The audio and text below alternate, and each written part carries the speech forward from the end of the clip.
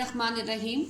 रब्बी इश्रह ली सदरी व यस्सिर ली अमरी वहलुल उक़दतम मिन लिसानी यफ़क़हू क़ौली रब्बी ज़िदनी इल्मा। अज़ीज़ तालिबात, मुतालिया पाकिस्तान के लेक्चर नंबर 4 में मैं आपकी खिदमत में हाजिर हूँ। जी तालिबात, आज का हमारा टॉपिक है ऑल इंडिया मुस्लिम लीग का क़याम। ऑल इंडिया मुस्लिम लीग का क़याम किस तरह से हुआ और मुस्लिम लीग के क़याम के असबाब और उसके मकासद क्या थे। ऑल इंडिया मुस्लिम लीग का क़याम 1906 में ढाका के मुकाम पर अमल में आया। मोहम्मदन एजुकेशनल कॉन्फ्रेंस के सालाना इजलास के ख़त्म होने पर बरसग़ीर के मुख्तलिफ सूबों से आए हुए मुस्लिम अमायदीन ने ढाका के नवाब सलीमुल्लाह खां की क़यादत पर एक खुसूसी इजलास में शिरकत की। इजलास में ये फैसला किया गया कि मुसलमानों की सियासी रहनुमाई के लिए एक सियासी जमात तश्कील दी जाए। ये भी याद रखने की ज़रूरत है कि सर सैयद ने मुसलमानों को सियासत से दूर रहने का मशवरा दिया, लेकिन 20वीं सदी के आगाज़ से कुछ ऐसे वाक़यात रुनुमा होने शुरू हुए कि मुसलमान एक सियासी प्लेटफॉर्म बनाने की ज़रूरत महसूस करने लगे। इस ज़रूरत के तहत ढाका इजलास की सदारत में वक़ारुल मुल्क ने जो सदारत की, मौलाना मोहम्मद अली जौहर, मौलाना ज़फ़र अली ख़ान, हकीम अजमल ख़ान और नवाब सलीमुल्लाह ख़ान समेत बहुत से अहम मुस्लिम अकाबरीन इस इजलास में मौजूद थे। मुस्लिम लीग का पहला सदर सर आगा खां को चुना गया। मरकज़ी दफ्तर अलीगढ़ में कायम हुआ। तमाम सूबों में शाखें भी बनाई गईं और बरतानिया में लंदन ब्रांच का सदर सैयद अमीर अली को बना दिया गया। तालिबात, आपने इस डॉक्यूमेंट्री में देखा होगा कि इन तमाम शख्सियात ने किस तरह से एफर्ट्स की और कोशिशों के बाद इतनी बड़ी जमात की तश्कील की।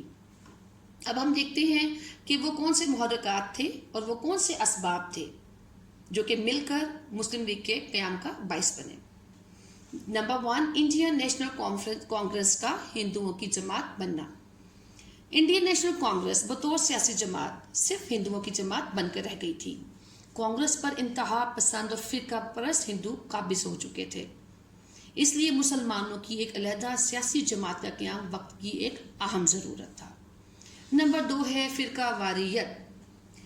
मुसलमानों के खिलाफ हिंदुओं ने अपनी इंतहा पसंद और मुतशद्दिद तहरीकों का आगाज़ बहुत ज़्यादा कर दिया था।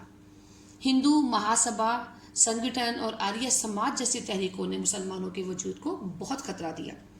इनसे ओहदा बरा होने के लिए मुसलमानों ने मुस्लिम लीग कायम कर ली। तीसरा जो अहम मकसद था वो था तकसीम बंगाल की मुखालफत। मशरकी बंगाल का नया सूबा 1905 में वजूद में आया, जहाँ मुसलमानों की अक्सरियत भी थी।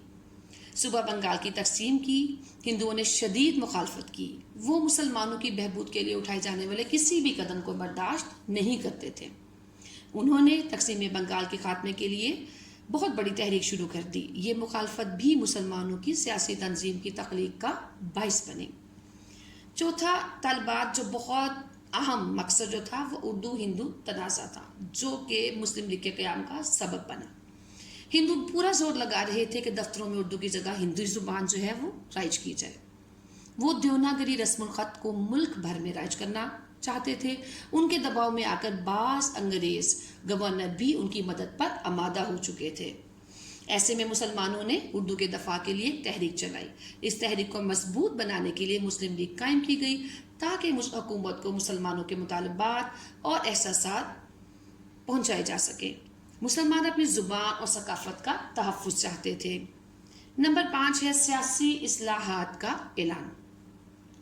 अज़ीज़ तालिबात, बरतानिया में इंतखाबात में लिबरल पार्टी की कामयाबी के बाद बरसग़ीर में सियासी इस्लाहात लाने का ऐलान किया गया। सियासी इदारों की तश्कील का सिलसिला शुरू होने का इम्कान बना तो मुसलमानों ने अपनी जायज़ नुमाइंदगी के हसूल के लिए एक सियासी जमात को वजूद देना ज़रूरी समझ लिया। शिमला वफ़द। सर आगा खां की क़यादत में मुसलमानों का एक नुमाइंदा वफ़द 1 अक्टूबर 1906 को बरतानवी वाइसराय लॉर्ड मिंटो से मिला। वफ़द ने मुसलमानों के सियासी, सकाफ़ती, इक़्तिसादी और दीगर हकूक़ के हसूल के लिए एक अर्ज़दाश्त पेश की। अर्ज़दाश्त से मुराद है एक दरख्वास्त।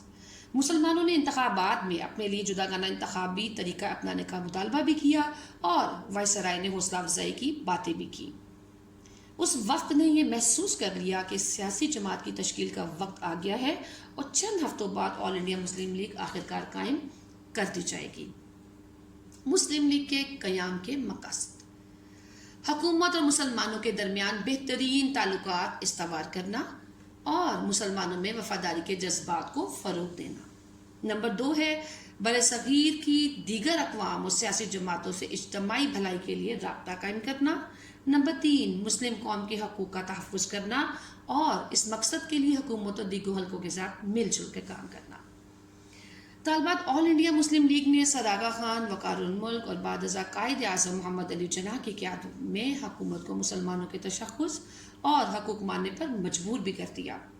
1909 میں جداگانہ طریقہ انتخاب رائج کروایا گیا، قانون ساز اسمبلیوں میں مسلمانوں کے لیے علیحدہ نشستیں بھی حاصل کیں اور دیگر جماعتوں سے بر صغیر کے مستقبل کے بارے میں مذاکرات بھی کیے گئے۔ طویل جدوجہد کے بعد آخرکار مسلم لیگ اپنی علیحدہ مملکت پاکستان بنانے میں کامیاب ہو گئی۔ جی طالبات، یہ تھا ہمارا آج کا لیکچر۔ انشاءاللہ ملیں گے اپنے اگلے لیکچر میں۔ السلام علیکم ورحمۃ اللہ وبرکاتہ۔